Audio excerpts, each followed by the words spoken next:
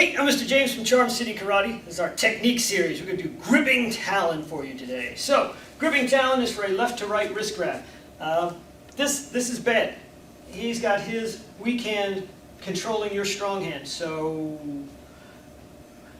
if you don't do anything about this, he's going to hold this and beat you with that. Bad. I learned two ways to do the escape here. One of them is high risk. I'll show you that one really briefly. So the high risk escape here is to pin his thumb to your arm and then to bring this up to the outside and you step in here to dislocate his thumb as you move in.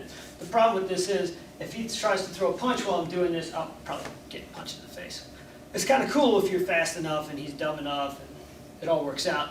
You get a nice dislocated thumb to add to the rest of the beating. But you're not doing anything about this punch. So, a much better escape, okay, is to get your left hand underneath and use the bone of your forearm as a fulcrum here for the edge of his wrist. Now, if he's a big Goliath kind of guy, you pin all this up against your body and just use your body weight here. But if he's normal sized, like in comparison to you, okay, you can just use your arms here. What you're going to do is step in against this. You can see how he's reacting already. Okay, you step in against this and re-grab as you move in.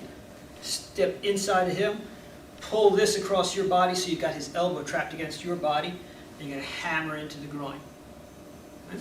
So there's your first move. This gives you your wrist escape here and your first strike. Okay? Then you're going to do an inward elbow and an outward elbow underneath. Right? So he grabs, you're going to have 1, 2, 3. Now, you're going to do an outward horizontal forearm across the bladder here. At the same time, you're going to do a rear cross. A lot of people like to get a leg check here on this when they go. The important thing here, though, is you be able to get a buckle.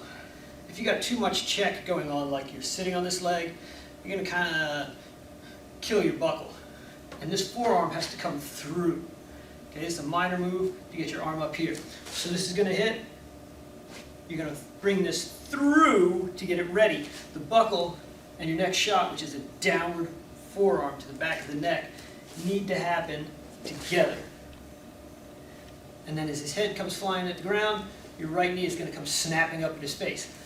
If you're doing this in class with a friend, or even just a fellow student, you want to get the buckle, let his head come down, then do the knee strike.